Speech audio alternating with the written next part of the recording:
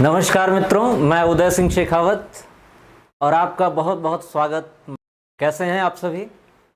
आशा करते हैं अच्छे होंगे। नहीं भी अच्छे होंगे तो क्या फ़र्क पड़ना है, जीवन है, चलता रहता है।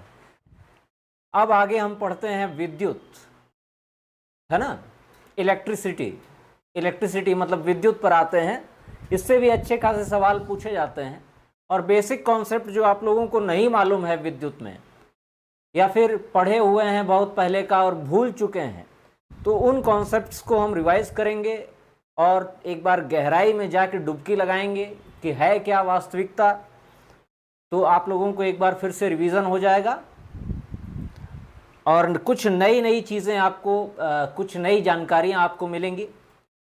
कैसे न्यूमेरिकल्स को सॉल्व करना चाहिए, कैसे कॉन्सेप्चुअल बेस्ड क्वेश्चंस को हल करना चाहिए, कैसे उनको टैकल करना चाहिए, ये सारी चीज़ें आपको समझ में आएंगी।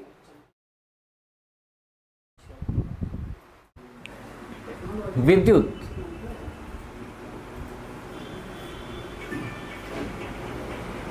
इलेक्ट्रिसिटी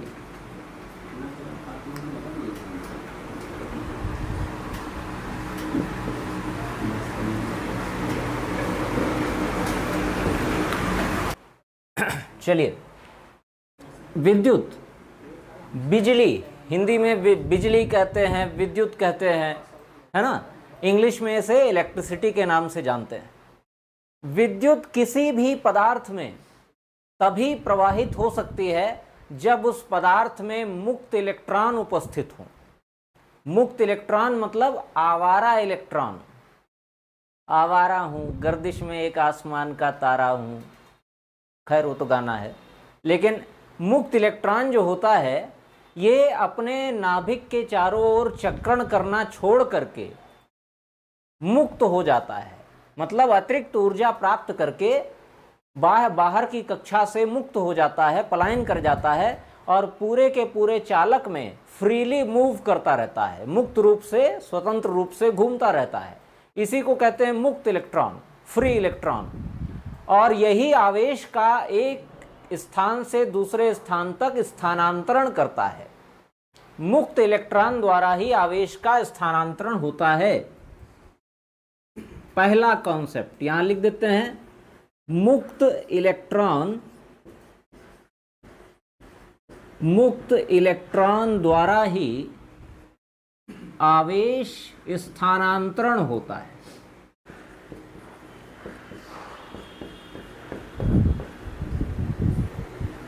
जिस पदार्थ में जितने ज्यादा मुक्त इलेक्ट्रॉन होंगे वो उतना ही अच्छा चालक कहलाता है।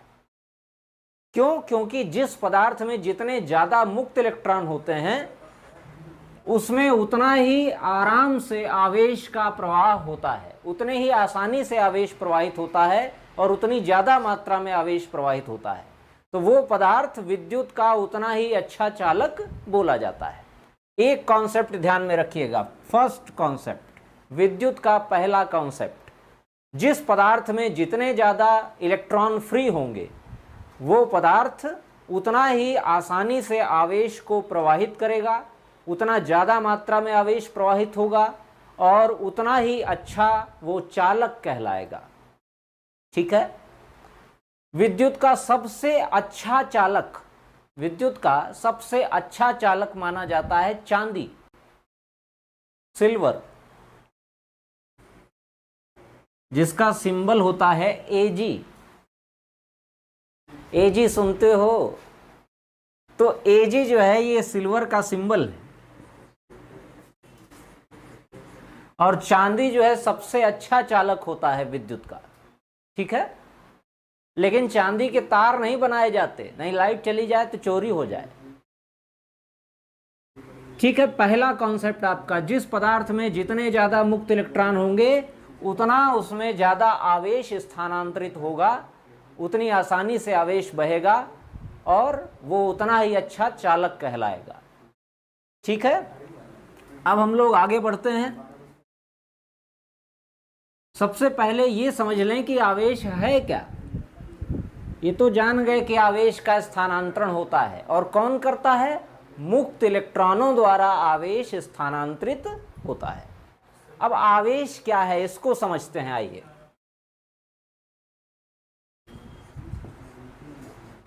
आवेश, चार्ज।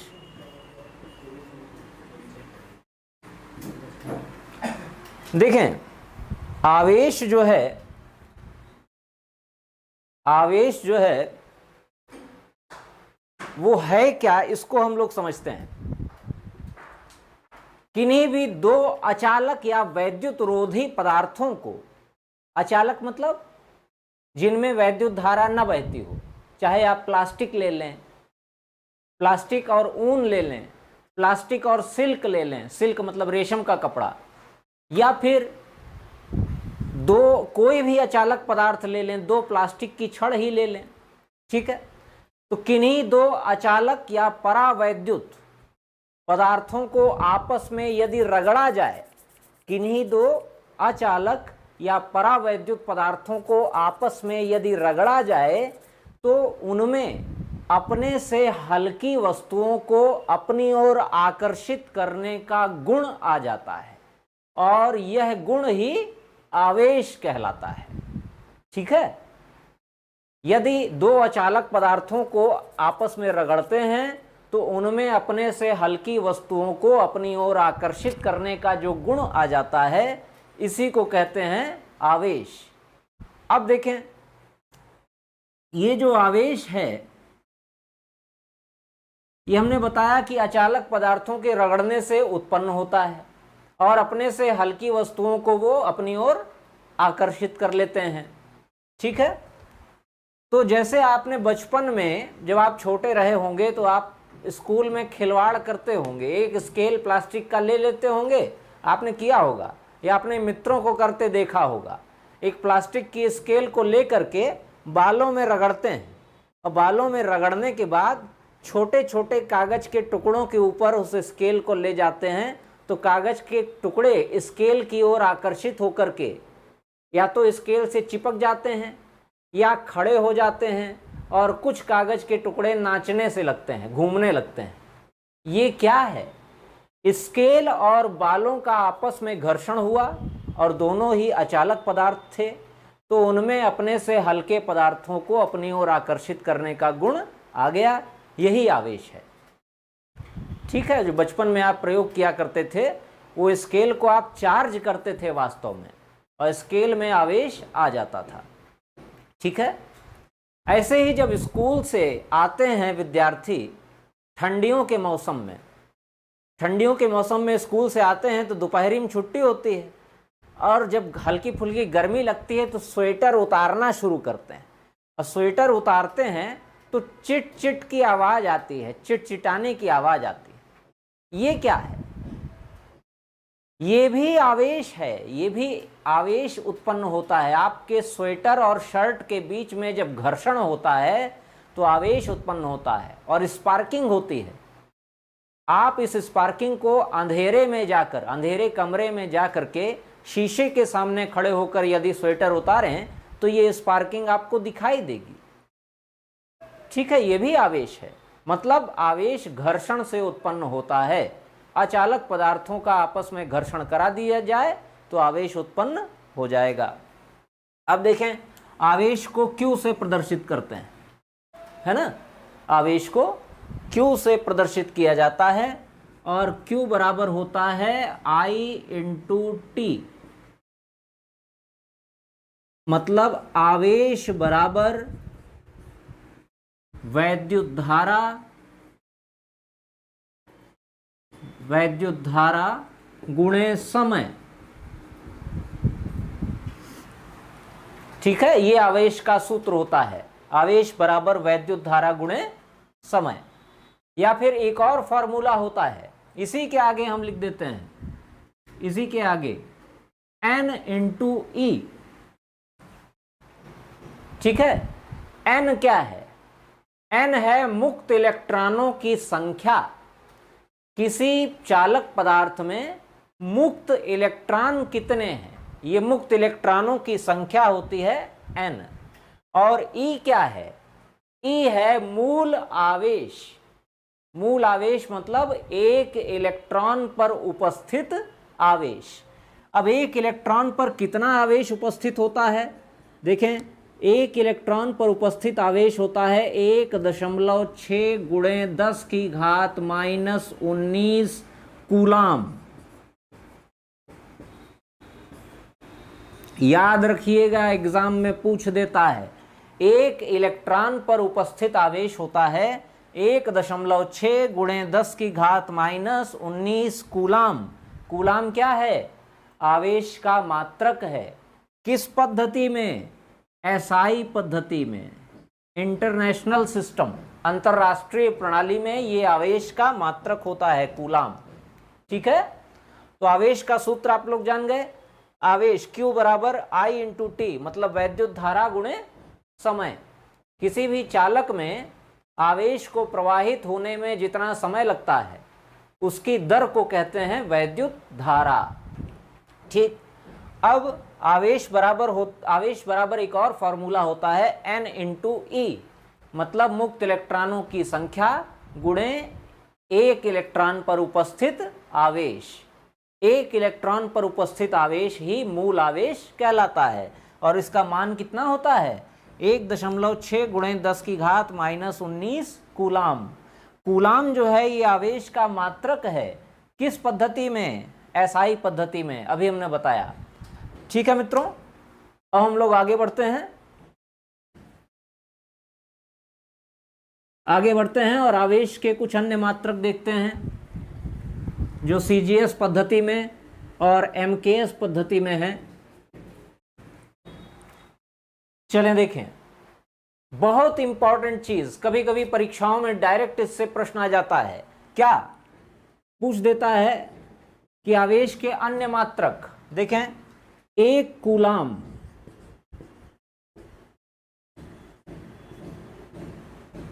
कूलाम बराबर 3 गुणे 10 की घात 9 ESU।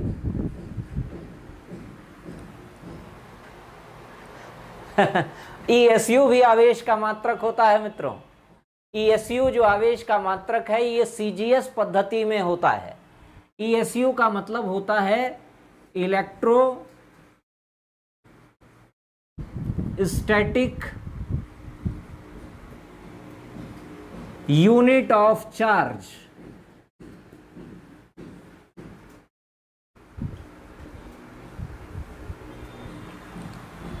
ESU आवेश का मात्रक होता है किस पद्धति में? ESU जो आवेश का मात्रक है ये CGS पद्धति में है, सेंटीमीटर ग्राम सेकंड प्रणाली में।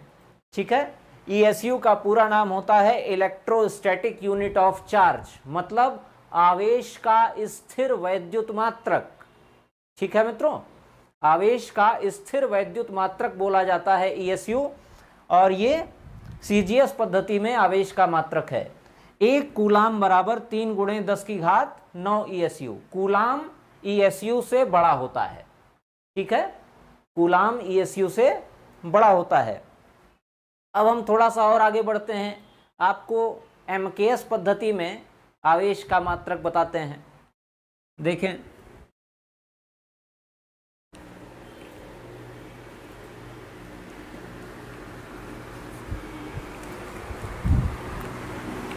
देखिए, एक EMU बराबर होता है 10 coulomb.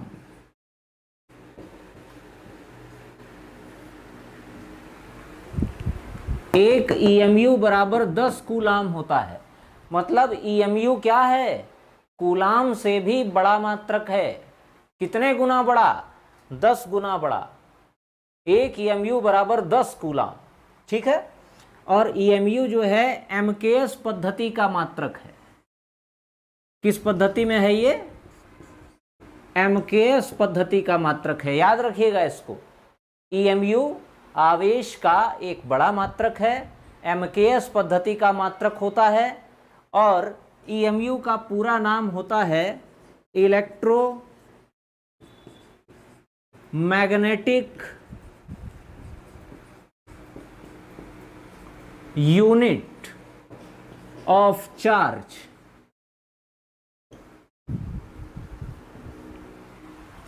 Electromagnetic unit of charge, मतलब आवेश का विद्युत चुंबकीय मात्रक। ये आवेश का विद्युत चुंबकीय मात्रक है। किस पद्धति में है?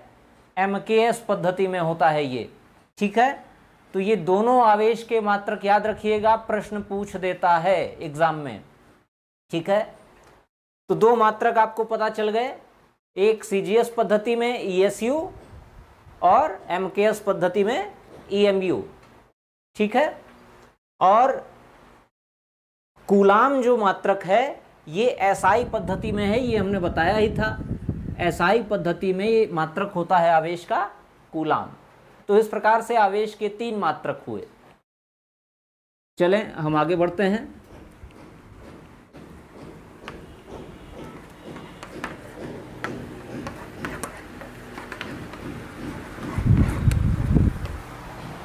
अब देखिए आवेश कितने प्रकार के होते हैं।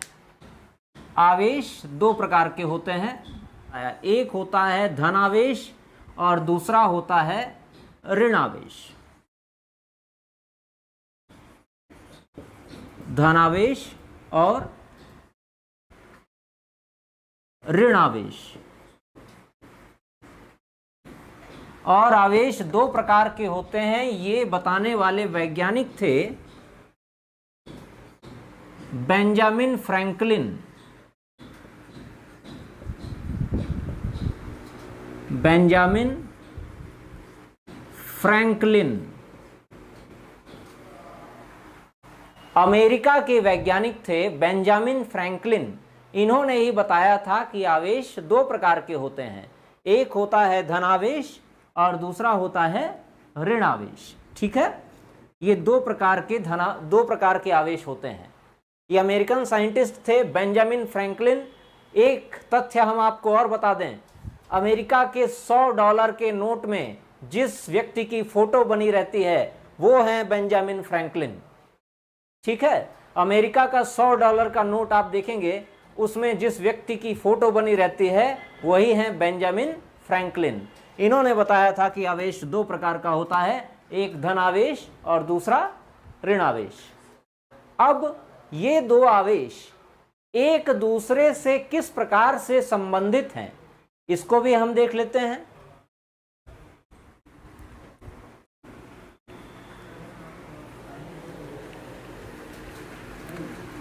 आइए इसको भी हम देख लेते हैं। बेंजामिन फ्रैंकलिन द्वारा कहा गया था कि समान प्रकृति के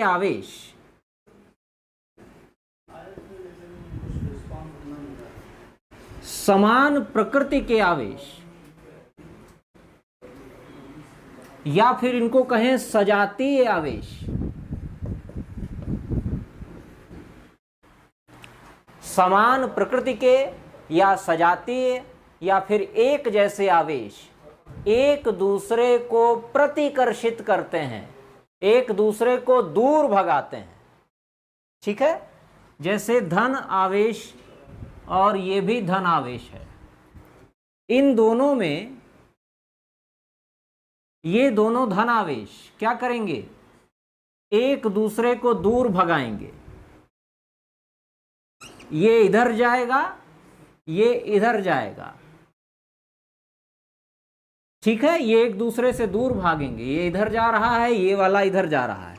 क्यों? क्योंकि सजातीय आवेशों के बीच कौन सा बल लगता है? प्रतिकर्षण बल।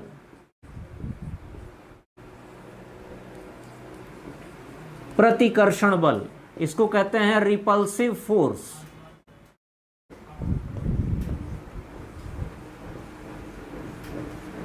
रिपल्सिव फोर्स, प्रतिकर्षण बल। अगर समान प्रकार के आवेश हैं या फिर कहें समान प्रकृति के आवेश हैं या सजातीय आवेश हैं तो एक दूसरे को दूर भगाते हैं। ठीक है, एक दूसरे के बीच प्रतिकर्षण होता है और इसे कहते हैं रिपल्सिव फोर्स। ठीक है, अगर यहां पर धन आवेश ना हो, हम ऋण आवेश कर दें दोनों जगह पर, ये भी माइनस का चार्ज, ये भी माइनस का चार्ज, तो दोनों जगह पर हमने ऋण आवेश कर दिया, ऋण आवेश, तब भी तो ये सजातीय हैं, एक जैसे हैं।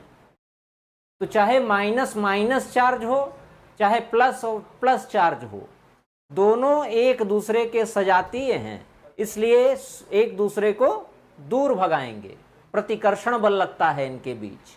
लेकिन जैसे ही विजातीय आवेश आ जाते हैं, मतलब ये समान लिखा है ना, इसी के आगे आ जोड़ देना है बस, असमान प्रकृति, या फिर सा हटा के वी लगा देना है। विजातीय आवेश मतलब क्या होगा?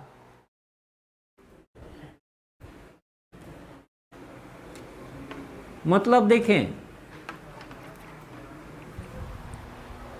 यदि एक धन आवेश है तो दूसरा ऋण आवेश होगा, ठीक है, और ये दोनों एक दूसरे को अपनी ओर आकर्षित करेंगे, एक दूसरे को अपनी ओर आकर्षित करेंगे। इनके बीच की दूरी मान लीजिए कितनी है? r है, और ये दोनों एक दूसरे को अपनी ओर आकर्षित कर रहे हैं। इनके बीच कौन सा बल लग रहा है? आकर्षण बल, ठीक है, अट्रैक्टिव फोर्स।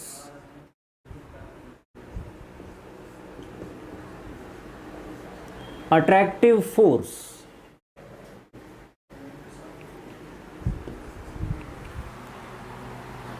ये विजातीय आवेश हैं, एक दूसरे के अपोजिट चार्ज हैं, और opposite charge attracts each other. जो अपोजिट आवेश होते हैं, विजातीय आवेश होते हैं, वो एक दूसरे की ओर आकर्षित करते हैं, ठीक है। आपने भी देखा होगा व्यवहारिक जीवन में भी किसी पुरुष का विवाह स्त्री से ही होता है, ठीक है। अपवाद स्वरूप है कि वो होमोसेक्सुअलिटी आजकल शुरू हो गई है, कोर्ट ने कहीं कहीं उसे मान्यता दी है, लेकिन वो नहीं है। अपोजिट चार्ज एक दूसरे को आकर्षित करते हैं, ये चीज ध्यान रखिएगा, ठीक है। तो आवेश के विषय में हम लोगों ने काफी कुछ जाना। अब हम आगे चलते हैं। पदार्थ कितने प्रकार के होते हैं? आवेश के प्रवाह के नजरिए से पदार्थ कितने प्रकार के होते हैं, ये हम लोग देखते हैं।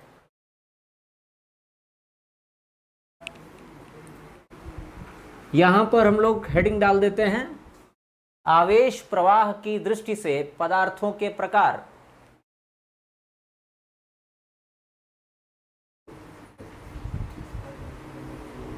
आवेश प्रवाह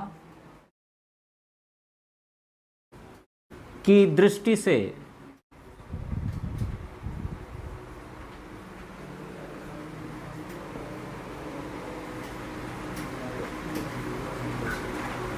पदार्थ।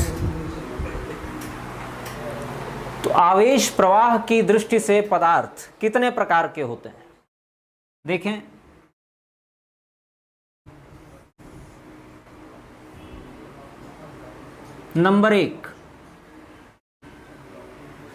नंबर एक होता है अचालक पदार्थ। अचालक मतलब इसको इंग्लिश में कहते हैं इंसुलेटर्स। या फिर नॉन कंडक्टर्स भी कहते हैं, ठीक है, इंसुलेटर या नॉन कंडक्टर्स।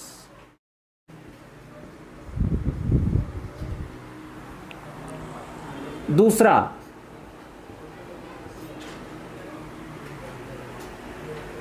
चालक पदार्थ मतलब कंडक्टर।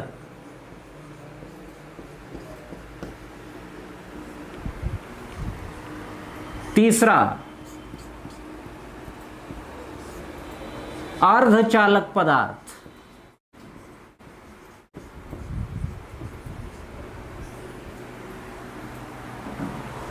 अर्धचालक पदार्थ सेमीकंडक्टर।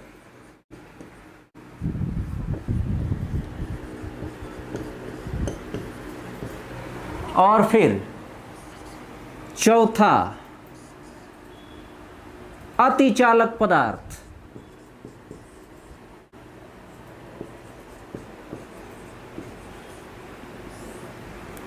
अतिचालक मतलब सुपर कंडक्टर।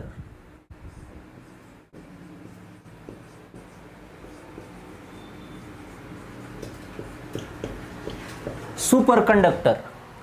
देखिए, ये 4 प्रकार के पदार्थ आपके सामने हैं। अब देखें, अचालक पदार्थ क्या होते हैं? ऐसे पदार्थ जिनमें मुक्त इलेक्ट्रॉनों की संख्या 0 होती है। ऐसे पदार्थ जिनमें मुक्त इलेक्ट्रॉन ना के बराबर होते हैं, उनमें आवेश का स्थानांतरण नहीं हो पाता और विद्युत धारा प्रवाहित नहीं होती है। ऐसे पदार्थ अचालक कहलाते हैं, जैसे लकड़ी, प्लास्टिक, कांच, अंबर, एबोनाइट। ठीक है, ये सब पदार्थ कैसे हैं? अचालक हैं। लाख जानते हैं? लाक्षागृह बनाया गया था, पांडवों को उसमें जला दिया गया था, लेकिन पांडव बच निकले थे। वो लाक्षागृह लाख का बना था। एक कीट होता है लाख का, जिसका वैज्ञानिक नाम है लेसिफर लैक्का। वो ऐसे पेड़ों पर अपना घर बनाता है जिनसे दूध युक्त रबर छीरी पदार्थ लेटेक्स निकलता है। ऐसे पेड़ों पर अपना घर बनाता है। तो यही लाख जो है, ये लाख खिलौने बनाने में, चूड़ियाँ बनाने में, मोहर बनाने में प्रयोग में लाई जाती है। और ये कैसी होती है? अचालक होती है। एक और पदार्थ हम बताएं, अभ्रक। आपने ज्योग्राफी में इसका नाम खूब सुना होगा, अभ्रक।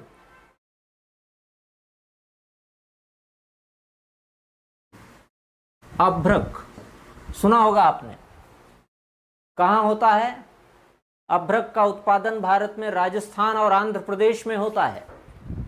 ठीक है, तो अभ्रक जो होता है, इसको इंग्लिश में कहते हैं माइका। इंग्लिश में माइका कहते हैं। वो वाला माइका नहीं जो शादी के बाद लड़की ससुराल चली जाती है, फिर कहती है हम मायके चले जाएं, कुछ दिन घूम आए, वो माइका नहीं। अभ्रक की इंग्लिश होती है माइका। और अभ्रक का भंडारण सबसे ज़्यादा भारत में है। सबसे ज़्यादा अभ्रक का भंडारण भारत में। जितने भी विद्युत के उपकरण बनते हैं, अपने घरों में जो स्विच बोर्ड बनता है, वो स्विच बोर्ड किसका बना होता है? अभ्रक का। उसमें अभ्रक का लेप किया जाता है। तो ये क्या है? अचालक पदार्थ है। अभ्रक कहें, एक और है एबोनाइट है, ठीक, अंबर है, लकड़ी है, फाइबर है, प्लास्टिक है, कांच है, ये लाख है। ये सब क्या है? अचालक पदार्थ। अब आइए बढ़ते हैं चालक पदार्थों की ओर, कंडक्टर्स। तो चालक पदार्थ जो होते हैं, ये ऐसे पदार्थ जिनमें मुक्त इलेक्ट्रॉनों की संख्या अधिक होती है, जिनमें मुक्त इलेक्ट्रॉनों की संख्या अधिक हो और आसानी से जिसमें आवेश का प्रवाह होता हो और वैद्युत धारा प्रवाहित होती हो, ऐसे पदार्थों को क्या कहते हैं? चालक। और सबसे अच्छा चालक हमने बताया क्या होता है? चांदी।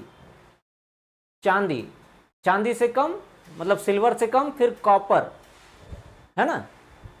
सिल्वर के बाद कॉपर आ जाएगा। चांदी Ag से डिनोट करते हैं, कॉपर Cu से डिनोट करते हैं। ठीक है, तांबा, फिर उसके बाद आ जाएगा लोहा, फिर उसके बाद आ जाएगा एल्युमिनियम। ठीक है, इस तरह से इन पदार्थों की चालकता का क्रम घटता है।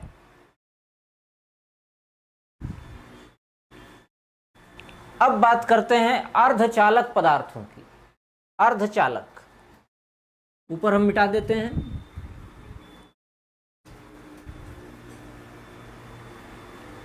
ऊपर मिटा दे रहे हैं और अब बात करते हैं अर्धचालक पदार्थों की।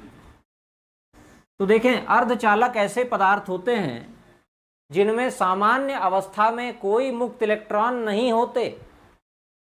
प्राकृतिक अवस्था में, नेचुरल स्टेट में जब ये पाए जाते हैं तो इनमें कोई फ्री इलेक्ट्रॉन नहीं होता है, कोई मुक्त इलेक्ट्रॉन उपस्थित नहीं होता है।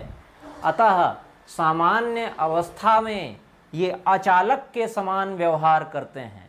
भाई जब मुक्त इलेक्ट्रॉनें नहीं है तो कैसे विद्युत का चालन होगा इनमें? तो सामान्य अवस्था में ये अचालक के समान व्यवहार करते हैं, लेकिन यदि इनको गर्म कर दिया जाए या फिर कोई अशुद्धि मिला दी जाए, अशुद्धि भी कौन सी? अशुद्धि मिलाने को कहते हैं डोपिंग। इनमें यदि कोई अशुद्धि बाहर से मिलाई जाती है तो उसे हिंदी में कहते हैं अपमिश्रण और इंग्लिश में कहते हैं डोपिंग। और डोपिंग का मतलब कौन सी अशुद्धि? ऐसे पदार्थ जिनकी संयोजकता, ऐसे पदार्थ जिनकी संयोजकता 3 हो या 5 हो, ऐसे पदार्थों को अशुद्धि के रूप में मिला दिया जाता है अर्धचालकों में। तो जब अशुद्धि के रूप में संयोजकता 3 या 5 वाले पदार्थ हम इसमें मिला देते हैं तो ये चालक के समान व्यवहार करने लगता है। तो बात समझ में आई आपको? सामान्य अवस्था में अचालक के समान ये व्यवहार करता है, लेकिन गर्म कर देने पर, मतलब टेम्परेचर बढ़ा देने पर या फिर संयोजकता 3 और 5 वाली अशुद्धि मिला देने पर, मतलब डोपिंग कर देने पर, ये चालक के समान व्यवहार करने लगता है। मतलब ऐसे पदार्थ क्या होते हैं? अर्धचालक होते हैं। अर्धचालक कौन कौन से होते हैं देख लीजिए। अर्धचालक नंबर 1 जर्मेनियम। जर्मेनियम परमाणु क्रमांक कितना होता है जर्मेनियम का? 32। ठीक है, परमाणु क्रमांक होता है 32। दूसरा अर्धचालक पदार्थ सिलिकॉन, परमाणु क्रमांक 14। तीसरा अर्धचालक पदार्थ सेलेनियम, परमाणु क्रमांक 34। चौथा अर्धचालक पदार्थ कार्बन,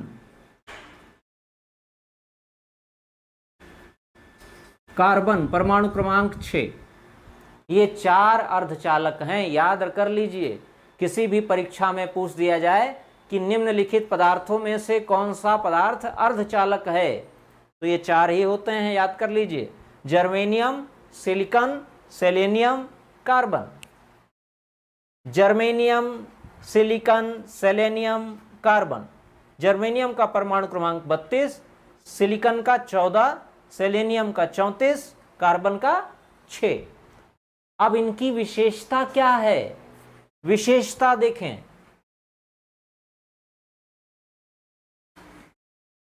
अर्धचालकों की विशेषता ये होती है कि इन सभी की संयोजकता,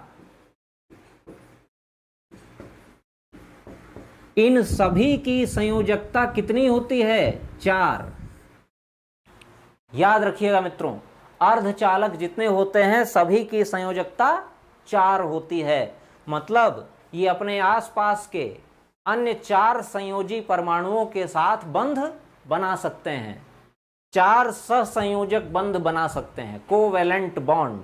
ठीक है, तो जितने भी अर्धचालक हैं ये आपके सामने हैं, जर्मेनियम, सिलिकॉन, सेलेनियम, कार्बन। और इनकी संयोजकता कितनी होती है? 4 होती है। मतलब अपने आसपास के ये 4 परमाणुओं के साथ सहसंयोजक बंध बना सकते हैं। ठीक है, तो अर्धचालकों के विषय में समझ में आ गया आपको। अब हम आगे चलते हैं, अतिचालक पर चर्चा करते हैं। इसको हम मिटा देते हैं।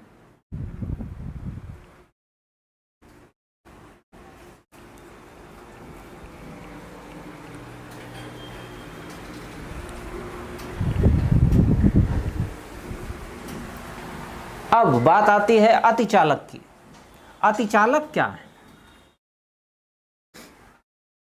अतिचालक इंग्लिश में कहते हैं सुपर कंडक्टर। ऐसे चालक पदार्थ जिनको हम क्रांतिक ताप तक ठंडा कर दें, मतलब ऐसे चालक जिन्हें हम 0 डिग्री केल्विन तक ठंडा कर दें।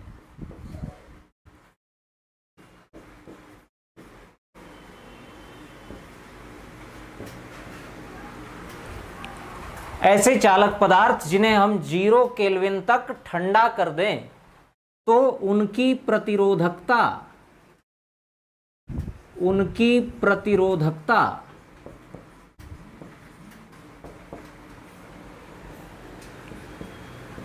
शून्य हो जाती है।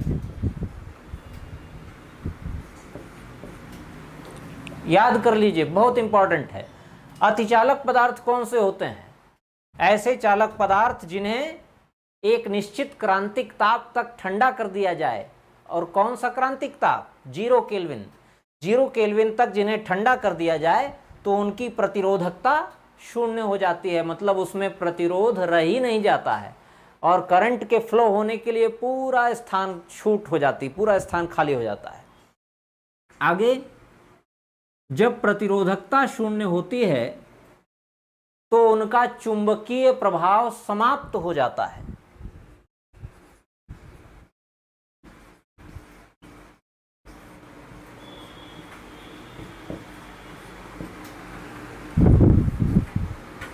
चुंबकीय प्रभाव रह ही नहीं जाता, समाप्त हो जाता है। ठीक है, ऐसे पदार्थों को कहते हैं अतिचालक।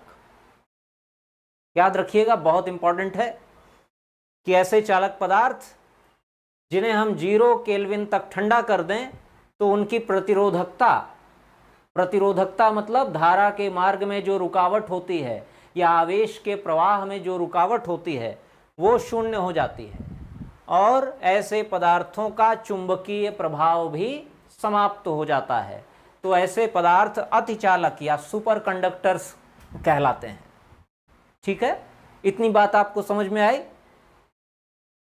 ये समझ में आया तो फिर हम आगे चलते हैं।